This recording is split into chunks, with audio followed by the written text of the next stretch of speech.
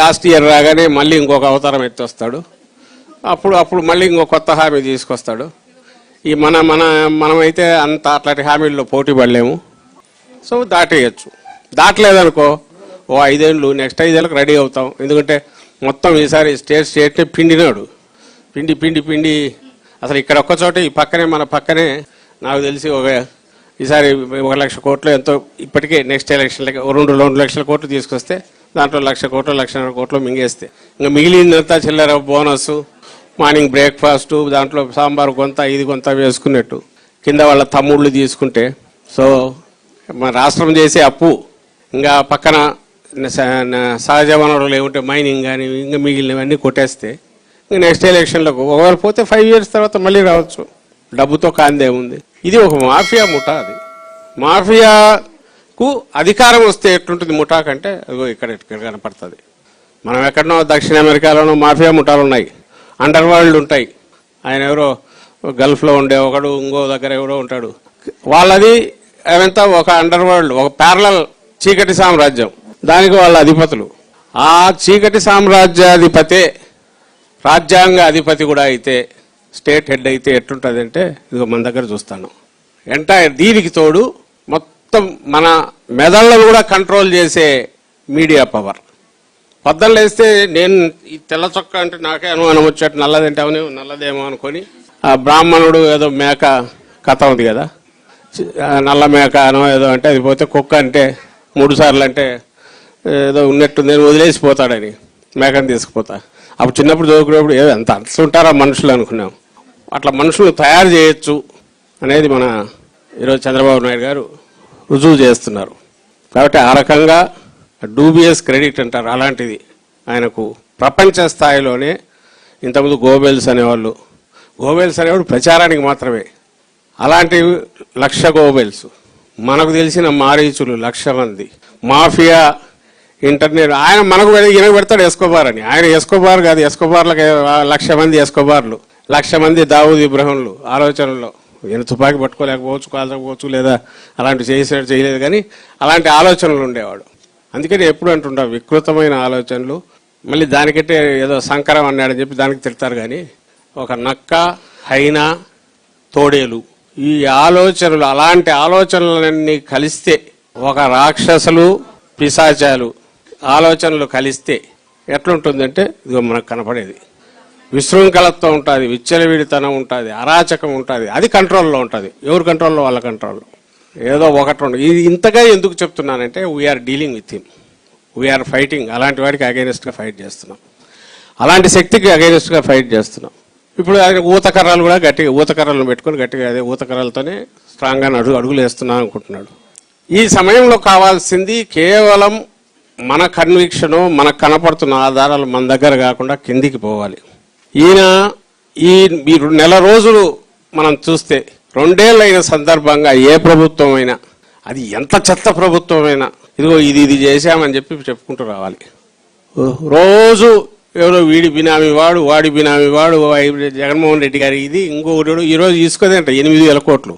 ఎట్లా 8,000 కోట్లు? ఏదో అర్థం కాదు. ఇప్పుడు జరుగుతుంది ఎక్కడ చూసినా, రాష్ట్రం మొత్తం ఎక్కడ చూసినా ఇది అది లేకుండా యంత్రాలు పెట్టి డే అండ్ నైట్ కరకట్టలో ఆయన ఇంటి వెనక పక్కే జరుగుతుంది.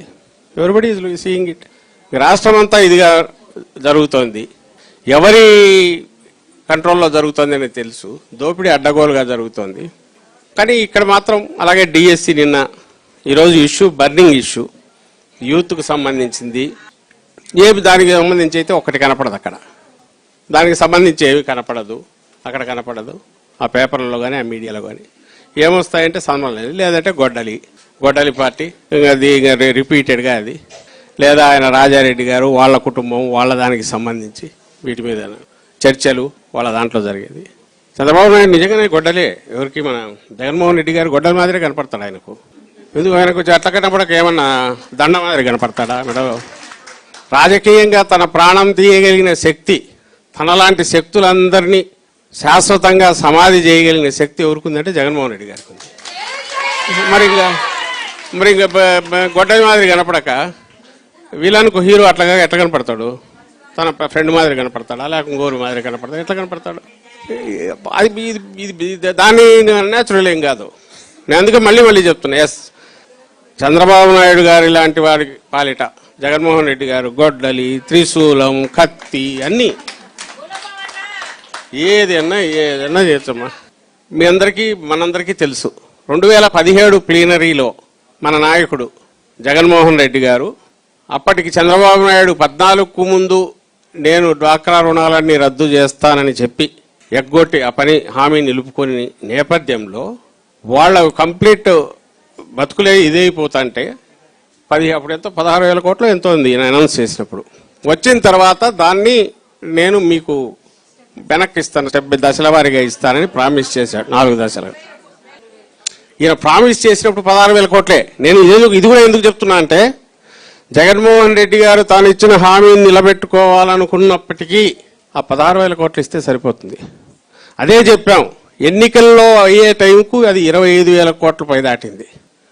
అప్పుడు అందరం అన్నది ఏంటంటే, అన్నా నువ్వు చెప్పింది ఇంతే, అది ఇస్తే సరిపోతుంది, హామీ నిలుపుకున్నట్టు అవుతుంది, ఈ మిగిలింది అవసరం లేదు 25,000 కోట్లు అంటే. అదేంటది, intention is to help them out, to bail them out, ఫ్రీగా నిలబెట్టి ఫ్రెష్గా రెజ్యూనేట్ వాళ్ళకి కావాల్సిన శక్తులు ఇస్తే వాళ్ళు ముందుకు అడుగేస్తారు. నేను సగం ఇది ఇచ్చి ఊతం ఇచ్చి అక్కడ వదిలేస్తే మళ్ళీ కుంగిపోతారు కదా, పర్వాలేదు భరిద్దామని చెప్పి 25,000 కోట్లకు కమిట్ అయ్యాడు. ఇది రియల్ అంటే ఇట్ ఈజ్ నాట్ అబౌట్ ఎంత చెప్పామనేది కాదు, సొల్యూషన్ టోటల్ కావాలంటే ఇది పూర్తిగా తీస్తేనే వాళ్ళు ఫ్రీ అవుతారు. అలాగే ఎట్టి పరిస్థితుల్లోనూ వాళ్ళకి ఇస్తున్న సపోర్ట్ మనం ప్రామిస్ చేసిన 0 వడ్డీ అనేది ఖచ్చితంగా పోవాలి. అందుకే 5,000 కోట్లు దాని రూపంలో ఇచ్చాం. ఇప్పటికి ఇదన్నా దిక్కుందా, 0 వడ్డీ అదన్నా ఇస్తున్నాం, అది లేదు. పైగా కళ్యాణ లక్ష్మి ఇంకోటేదో అంటున్నాడు, పెళ్లిళ్ళకి ఇస్తాను కావాలంటే, ఇది పిల్లలు పుడితే 30,000 అన్నట్టు, దానికి కావాలంటే 1,00,000 2 లక్షలు, పారిశ్రామికలు చేసుకోండి 1,00,000 రూపాయలు ఇస్తా అంటున్నాడు. 1,00,000 రూపాయలతో కూడా పరిశ్రమ పెట్టగలడానికి కూడా చేయగలరు. ఏదో ఫలానా వాళ్ళ భార్యగానో కూతురుగానో కాకుండా మీరు స్వతంత్రంగా ఒక నాయకురాలుగా ఇది శక్తి రావాలి, అలా తయారు కావాలంటే this is the right time. అపోజిషన్లో ఉన్నప్పుడే దానికి అవకాశం. ఇప్పుడే పోరాటాలంటే నేనే పెద్ద ఏదో పూర్వకాలం మాదిరి ఎక్కడో పోయి ఇచ్చేయాల్సిన అవసరంలా, వాయిస్ వినిపించడం, నలుగురిలో డిస్కషన్ పెట్టడం, అవి కాలేజీలు కావచ్చు, ఇక్కడ కావచ్చు, ఇంకో దగ్గర, అమ్మాయి ఇది వాస్తవం, ఇది ఏమనుకుంటున్నారు, ఒపీనియన్ మౌల్డ్ చేయడం. ఇది ఎంత జరిగితే అంతగా మీ పటిమ కూడా అది పెరుగుతుంది, నాయకత్వ పటిమ పెరుగుతుంది. కొత్త వాళ్ళకన్నా అందరికీ అదే, మిగిలిన పార్టీలో ఎవరికైనా అదే, వేరే ఇదేం రూల్ ఏం లేదు దీనికి. మీకు ప్రత్యేకంగా ఎందుకు చెప్తున్నా అంటే, నాయకుడు కూడా మీకు పెద్దపీట వేస్తున్నాడు కాబట్టి. ఎలాగూ వాళ్ళు 33% ఏది, ఈయన అవకాశం వస్తే 50% ఎప్పుడూ రెడీగా ఇవ్వాలనుకుంటున్నాం.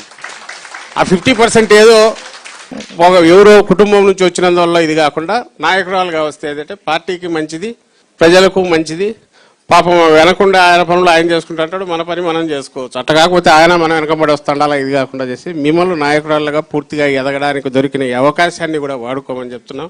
ఈ 2 ఏళ్ళు అనే దాంట్లో ఈ పూర్తి అయ్యేసరికి ఈ మహిళా విభాగమే కాకుండా పార్టీలో ఉన్న మహిళా నాయకురాళ్ళు కానీ, కింది స్థాయిలో మన కమిటీల్లో గ్రామ స్థాయిలో ఉండేవాళ్ళు అందరూ దాన్ని ఏమంటాము, స్వతంత్రంగా సొంతంగా ఆ నాయకత్వం తీసుకునే రకంగా వస్తే రేపు లోకల్ బాడీస్లో కూడా ప్రాతినిధ్యం మనకు పెంచుకోవడానికి అవకాశం ఉంటుంది.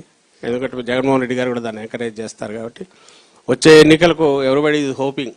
ఎలాగూ డీలిమిటేషన్ కానీ మహిళా బిల్లు డీలిమిటేషన్ లేకపోతే ఇదైతే వస్తుందంటే ఎవరు 2 వస్తాయని వచ్చే టైంకు మనకు ఖచ్చితంగా పోటీ రావాలా, ఎక్కువ మంది ఎస్ మేము కంటెస్ట్లో ఉంటామనేది రావాలి, స్వతంత్రంగా రాగలిగిన శక్తి రావాలి. దానికి ఈ కార్యక్రమాలన్నీ వాడుకోవాల్సిందిగా కోరు. Please like, share and subscribe.